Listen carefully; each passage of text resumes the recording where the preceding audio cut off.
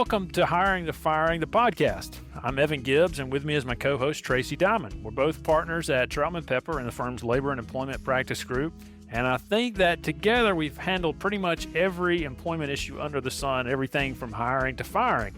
We're happy to welcome our guest, Kyle Smialek, who's Senior Vice President of Operations for Shiftsmart, a really exciting, fast-growing company. Thanks for joining us, Kyle. Take a second, if you don't mind, and tell us a little bit about Shiftsmart and about your role there. First of all, thank you guys for inviting me on. I do have to commend you guys on your taste of TV shows and movies and all the episodes that I've listened. I think I've watched pretty much all of them, but especially excited about the topic today too. It's a little bit near and dear to my heart, which we can get into. Good. Think of Shiftsmart as we're a two-sided labor marketplace. At our core, what we do is we connect hourly and shift-based workers with the opportunity to work across any number of large-scale employers at the times that they want, in the jobs that they want, and at the frequency that they want. The core thesis of the business is really twofold, and it kind of hits on both sides of the marketplace. From a worker perspective, we know that the modern worker craves flexibility, choice, and transparency into what are they getting paid and what jobs are they going to do. And so what we've created is the ability for them to really, through the simplicity of a phone app, to manage their entire schedule and work across any number of jobs in any given week and really build a schedule, whether they need 10 hours a week of work, 40 hours of work, or 60 hours of work, and really put the control into their hands to pick and choose how they work and when they work. And then on the employer side, we're really trying to help them solve, and largely this is large scale employers. You're talking about places that have thousands and thousands of workers, thousands and thousands of shifts across lots of different locations. And you'd be living under a rock if you didn't hear how hard it is to go find and retain really high quality workers. And we offer the ability to tap into our 2.5 million worker network and growing. We also offer the ability to tell us what you need and when you need it, and we take care of the rest. We find the workers, screen the workers, train the workers. We ultimately schedule them, and then we pay them. So for all intents and purposes, they are Shiftsmart workers, if you ask them, working on behalf of our customers. And then finally, we're offering the enterprise the ability to really variabilize their labor costs. We know that the need for labor changes month to month, sometimes year to year, but in some cases, it's even day to day or in the middle of a day. How long have you been with the company? I've been with the company since the end of 2019, so I guess going on 4 years now. If I think about all the other folks that you've had on this show, I feel like I'm the youngin' here, and the fact that most of these businesses that are coming on here are 100 plus years and really well established. And in reality, we're a fast growing technology company. Ever since I've joined, we've been growing between 2 and 4x every single year. And so that creates a whole unique set of challenges that's a little bit different than maybe your typical enterprise. And that kind of is a nice segue into my role in that on paper, I'm responsible for running our largest customers, launching them, helping make sure that they get what they need, making sure that our workers are showing up and do a great job. But I'm also a part of helping build the core capability set that's going to allow us to continue the 2 to 4x growth every single year. I'm deeply passionate about building and creating, and I love starting things from scratch. And being at a company of our size, it is truly roll your sleeves up type of work in our business, no matter what level you are. Yeah, well, it sounds like a really exciting role. How many employees do you have now? And are you in all the states, or what states are you concentrated in so far? On a monthly basis, we operate in 26 different countries.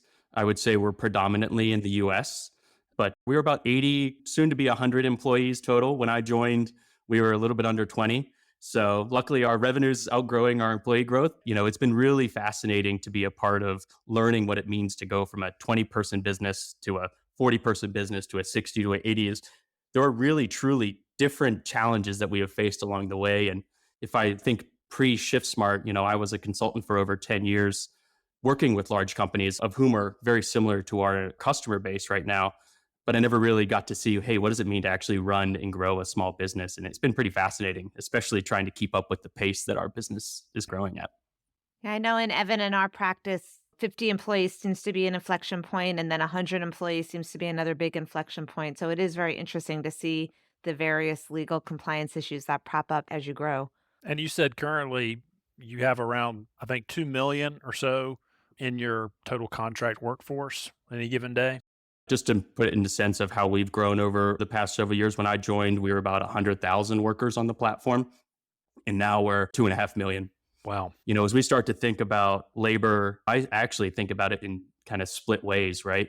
I obviously have the 80 employees in our business where We have to think about labor concerns, but then, hey, we've got a whole 1099 contract workforce, which is a whole nother set of considerations for us. I'll tell you, listening to you, I think that you sort of fit into a little bit of maybe the mold of the topic of the conversation of today, which is managing high performers. I think you're definitely a high performer. That's the focus of today, is talking about the challenges and the potential legal risks that we deal with when we're managing some of those high performers in the workplace. To illustrate these concepts, we looked at some different clips, some different movies. We thought a really appropriate one was Top Gun Maverick, the most recent release in the, I guess, franchise, if you want to call it that. So let's listen to our first clip, which will kick us off. Maverick. 30 plus years of service. Combat medals. Citations. Only man to shoot down 3 enemy planes in the last 40 years.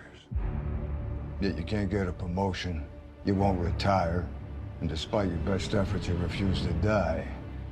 This clip that we just listened to, that was a great jumping off point, because we start off hearing about why Tom Cruise's title character has such a long track record of success. Colin, Tracey, how do you define a high performer in the workplace? Are there certain traits that you've seen in these kind of folks? For me, I really kind of break it down into, hey, I was a consultant for 10 years before this, so everything fits into a matrix, right? I really think about it in the 2x2. And I think it's a skill and a will.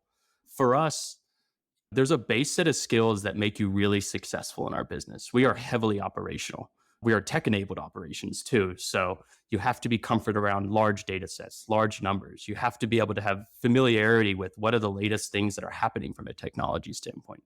You have to understand how users interact with technology. Those are like a set of base skills that are required. But in a business like ours, which is so fast growing, you really have to have the desire and the will to go through what does it mean to grow 2 to 4x every single year. And that means that, frankly, we're sort of reinventing ourselves every 6 to 12 months. And what that means is that from a high performer perspective, the people who thrive, at least in our business, are those who embrace the ambiguity, who embrace hey, every single day, sort of the clock resets and I need to deliver a set of numbers, and somebody who's willing to go through that process on a month in, month out basis. For me, if I look at the people who really stand out on my team or broadly in our business, it's really more the will factor that actually sets the bar apart from the skill. We're in a lot different place than we were when I first started to try to grow our team, in that we're really fortunate. There's some fantastic people that we're able to talk to interview, to consider for roles with pedigrees that are far above anything that I could put onto my resume. And we still go back to you could put the best people on paper side by side. And the differentiator is truly, do you want to kind of win on a long-term basis? I think you've hit on some really interesting personality traits in a high performer that you can extrapolate for any organization, no matter what the size and no matter what the industry. There's a famous psychologist and academic named Angela Duckworth who's given lots of talks about these concepts of grit and growth mindset. Grit being that ability to, have grit to like buckle in and focus and do what it takes to succeed. While growth mindset is that idea of flexibility and being open to change and being open to pivot as the circumstances are needed to do that. And how both of those traits, those personality traits, are really what makes a performer or a high performer. And oftentimes those two traits are at tension with each other, where someone may have really great grit but are less flexible, so they don't have a growth mindset, so they become somewhat stuck in their ways, and the way they do it's the only way to do it. They're not great collaborators. And then there may be others with a growth mindset that may not have the grit piece of it. So it's interesting that you really need to have both.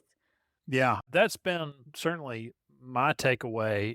I've worked in my career, and people in my family and others have worked with people who come from, they look stellar on paper.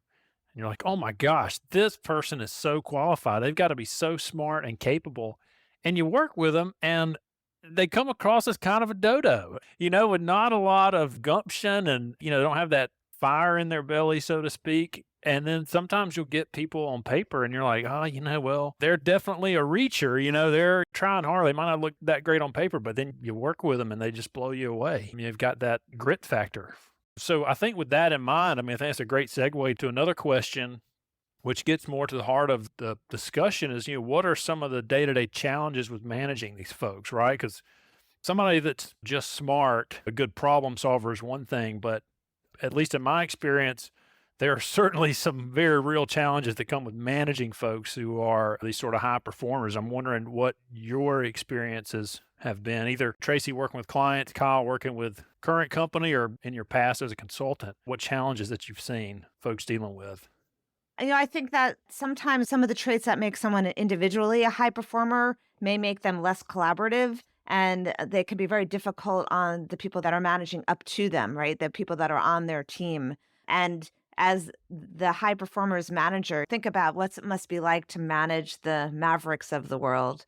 There's a bit of arrogance there, right? That overambitious person kind of comes off as someone who's not a team player, that is going to want to do what's best for that person at all costs, no matter what the cost to the rest of the company or the rest of the team. And that focus on individuality can sometimes be really rough. Kyle, what has your experience been? As I'm thinking about high performers, I also wonder what is the right role for the high performer too. You can have really high performers who thrive in being individual contributors, and then all of a sudden you put them in a bit more of a team environment, or you ask them to start managing, and actually it puts them into a place where they're not as successful because it's not as natural for them. And vice versa, you can have people who maybe are not as successful individual contributors, but fantastic communicators, managers, etc. I go back to the oftentimes when I've been managing high performers, and all of a sudden it becomes challenging either to work with them, or folks come to me and say, hey, it's really challenging to work with this person. It actually makes me question, do I actually have this high performer in the role that's going to make them successful and ultimately makes the broader team successful? I think as I think about Maverick in particular, he comes across as a guy that he's actually probably not that used to ever teaching or coaching anybody, because he's got a ton of really good core skills that he's good at. So maybe he is the guy that you want to be the first plane going into the mountain, dropping the bomb, even if that's not what the superiors think is right. Yeah, no, that's exactly right. I think that's a really good point about the individual contributor versus maybe a more team-oriented role, because I think that is a challenge for a lot of folks. At least in my experience, there are some folks who are real, whatever it is their job is, they're really good at it. And then they maybe aren't as good at being a team player. There are people who that is what they should do and just continue to do, is be an individual contributor. And they just can't be, for whatever reason, successful in those managerial roles. So I think that's a really, really great point. Something that we do pretty systemically is we kind of do complete talent reviews. We're in a fortunate position where as a company of 80 people, you can run through a list of 80 people and kind of do a pulse check on, okay, across a criteria set. And granted, we have different criteria sets depending if you're in operations, if you're in finance, if you're in accounting, et cetera. Taking stock of who's meeting, who's exceeding, who's not meeting, and why. We kind of want to be able to do that on a reoccurring basis. And we believe in pretty frequent feedback cadences versus the one-time annual, just because that allows us to take stock on, do we have the right person in the right role? Or is there something we need to be doing differently to support them? Realizing that there are going to be those people that, you give a little bit more leeway because, hey, they just always deliver for you. Yeah, that's right. And that's a great point. And one I wanted us to discuss is one thing that I have seen with high performers, I think this is fairly common, is sometimes you see high performers that they get, in essence, some special treatment. An example of a situation that I've seen is where a particular high performer may get certain perks in their contracts or certain terms of their employment agreements, or maybe their non-compete provision or something like that. I've seen concessions made or perks given to certain folks who are high performers. I've seen extra bonuses, all kinds of stuff. And in my experience, that can really create long-term problems for the company. I think there are several legal issues that can flow from that. But I'm curious if either of you have ever dealt with those types of situations, and are there any risks that you can identify or have seen sort of come to fruition through this arrangement, I guess? Well, if you have someone that you're bringing in that you're assuming is going to be a high performer, so you're giving them a better deal than other people that have substantially similar jobs that may be in protected categories where this new person is not, that certainly could create a legal compliance issue where you're treating employees with substantially similar jobs and you're compensating them in different ways. You have to really have a good legal justification for treating them differently. I've seen, for example, we'll have contract disputes, and you'll have this high performer that got maybe a concession on something in their employment agreement, and then things go south, or the person leaves on their own to go to a competitor or something like that, which are situations I deal with a lot.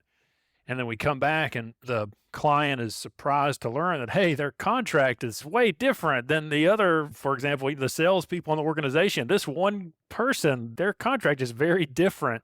And now we suddenly have problems with, whether it's enforcing a non-compete or something like that, because they, chose to give the person special concessions, and then they end up really regretting it later on down the road. But like Tracey said, that's another big problem, is the sort of possibly preferential treatment to somebody that could turn into a discrimination claim or something like that. The other thing is not so much the special perks at the beginning of employment, but maybe looking the other way at bad behavior because someone is a top performer, right? We see that all the time, where there's somebody at the executive level who maybe harassed somebody else or treated an employee inappropriately, but the company really is reluctant to let them go or even issue any kind of corrective action because that person is so valuable to the organization. Kyle, in your past, have you experienced anything like that, and how has the company handled it? I know you guys obviously will take the natural lens of legal. And like for me, I actually think about cultural impact too. I think what we find is everybody talks, right? Everybody finds out what everybody's paid. Everybody finds out, hey, what are some special things that they've gotten? And I think that can create a pretty uncomfortable workplace culture, frankly, where somebody gets to find out, hey, I'm not getting quite as good of perks. And that can create an uncomfortable conversation with either the direct manager or it actually just starts a lot of conversations across the junior teams such that, hey, a little bit of dissent kind of grows. And I think culturally, it's something to be really conscious of is when you are creating, I guess, special clauses or special arrangements that are outside of the norm, realize that whatever you're doing, it better be pretty well justified and you better be able to explain it because you should assume that people are going to talk. You should assume that it won't take too long, especially if things go south with that employee, that it'll come out. Someone's a high performer until they're not a high performer, right? Yeah. Or, sometimes the flip side of giving somebody a concession or an advantage early on is, hey, that sets an expectation for going forward too. If all of a sudden they don't get that and you do a one-off spot bonus or you do a one-off compensation increase and, hey, it's 12 months down the road and I'm expecting that and all of a sudden they don't get that, it's like, the mindset is, hey, you've actually taken something away from me as opposed to, hey, you actually gave me something extra up front. So I think the messaging and how you're communicating it is really important because that mindset could actually shift a high performer to maybe a mediocre or a low performer because their mindset of what is fair and what are they getting actually changes. I think that's absolutely right. I think this is a good point to go ahead and play our next clip from our movie to bring us into another couple of discussion points here. You've been called back to Top Gun. His exploits are legendary. And he's considered to be one of the finest pilots this program has ever produced. What he has to teach you may very well mean the difference between life and death. I give you Captain Pete Mitchell, call sign Maverick. So playing off of that clip, have either of you dealt with, we're talking about high performers, maybe people that are objectively hitting these certain metrics that make them a high performer. And sometimes you'll have those, at least in my experience, you have those and they're really humble, really nice people. But then as frequently, maybe more frequently, they may have sort of an inflated ego. And so I'm curious what your experiences are dealing with folks with really big egos in the workplace who are also high performers and what kind of challenges that creates. I think a good leader figures out the best way to motivate their people. If it's somebody with a big ego, it may be necessary to massage that ego to keep them performing, but it sort of depends on the circumstances because if someone with a high ego starts becoming insubordinate, like the Maverick example, stops following instructions, even though they're really good at what they do, if they're not following what the company's instructions are or policies and they're difficult to keep in line, then that high performer is maybe not an asset to the company anymore, but a liability. So I think the trick is figuring out how to keep that high performer motivated, but also keep the high performer in check. Yeah, that's right. I have a client of mine. He's in the financial services industry and he deals with a lot of very big egos and high performers and things like that. And he always says, I go to work every day with a whip and a chair. It's like a circus. The minute I walk in, I'm having to just whip these guys into line all the time. So yeah, I think that's absolutely right. And figuring out how to keep those guardrails around folks, I think can be quite a challenge from some of the situations I've been involved with.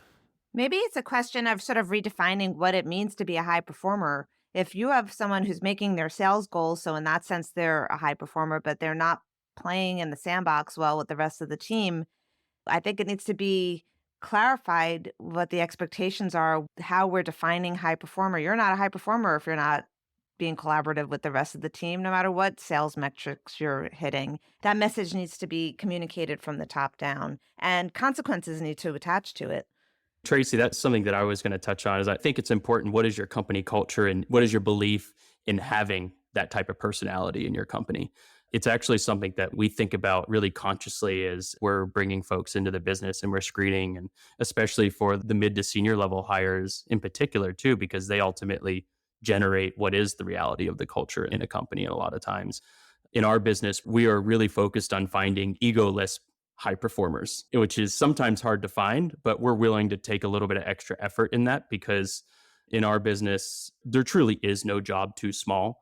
And so you can be fantastic at one thing, but if you're hell bent on, hey, I'm only going to do this one thing because I'm really good at it and I'm above picking up the phone to call a worker to see if they're going to show up, then you're just not going to do well over time because everybody needs to chip in and be willing to do the job that needs to get done. And different companies are different scales and different sizes, right? No job too small may not be applicable everywhere, but at least for us, as we think about being in a relatively small business in the grand scheme of things, in terms of our employee count, that tenet has to be true in the person that's coming in.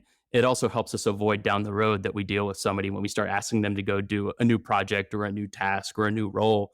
They're not going to challenge the willingness to do it. It's such an interesting point you raised, Kyle, because what makes someone a high performer in one company may make them not a high performer in another. At a larger company, in your example, someone who is a good delegator might be highly valued for their ability to manage and delegate, whereas in a smaller company like yours, it would be a liability because they're not rolling up their sleeves and doing the work themselves. Whereas at the bigger company, maybe rolling up their sleeves and doing all the work themselves means they're not getting enough done because they really need to be delegating. Defining what a high performer is and understanding what type of skills you're looking for at the get-go with your recruitment process is so important.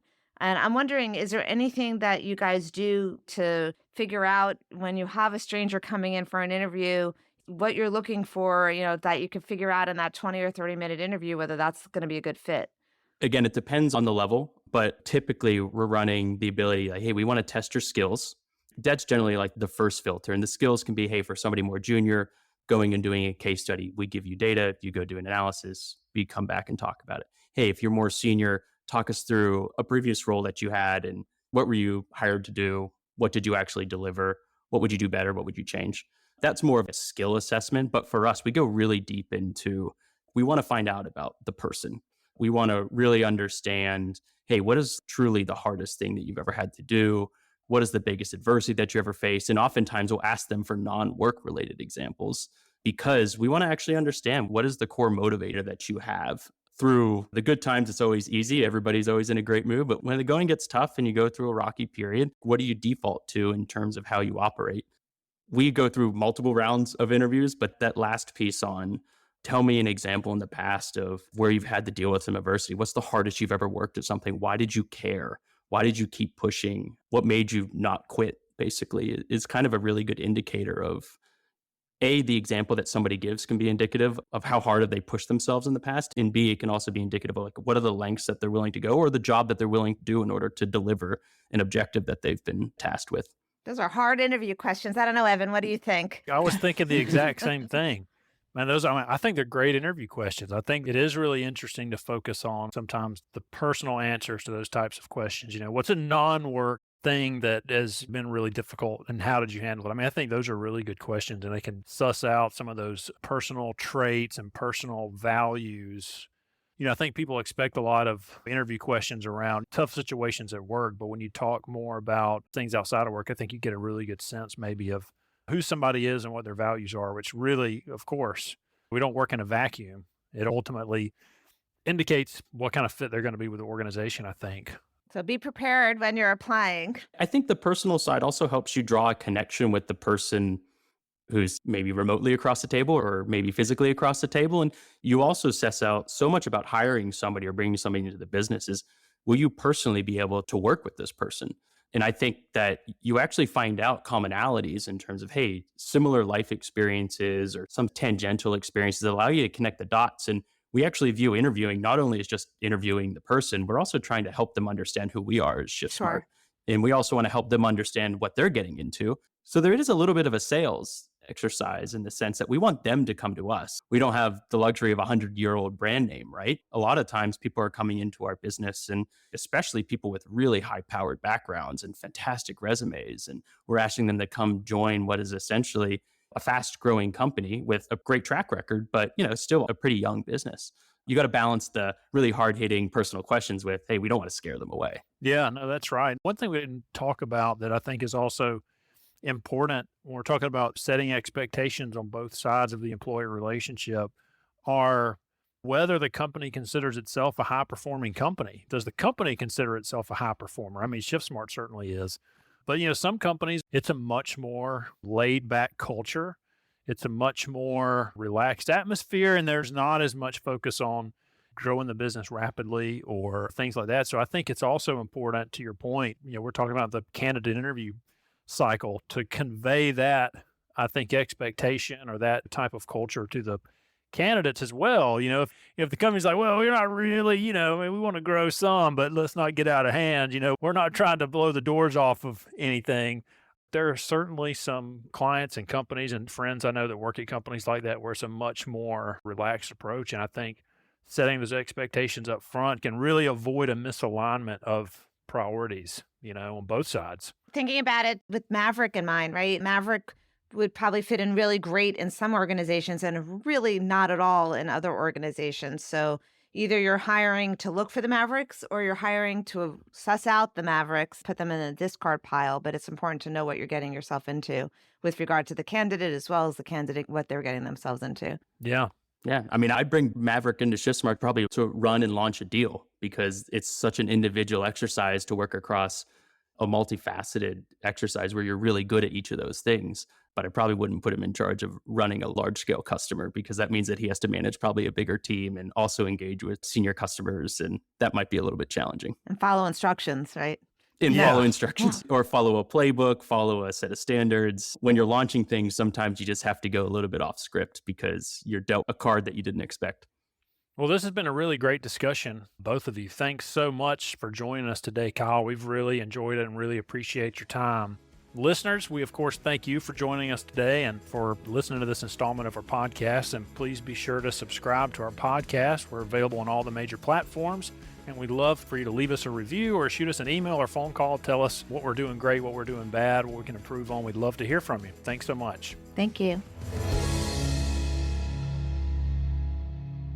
Copyright Troutman Pepper Hamilton Sanders, LLP. These recorded materials are designed for educational purposes only. This podcast is not legal advice and does not create an attorney-client relationship. The views and opinions expressed in this podcast are solely those of the individual participants. Troutman Pepper does not make any representations or warranties, express or implied, regarding the contents of this podcast. Information on previous case results does not guarantee a similar future result. Users of this podcast may save and use the podcast only for personal or other non-commercial educational purposes. No other use, including, without limitation, reproduction, retransmission, or editing of this podcast may be made without the prior written permission of Troutman Pepper. If you have any questions, please contact us at troutman.com.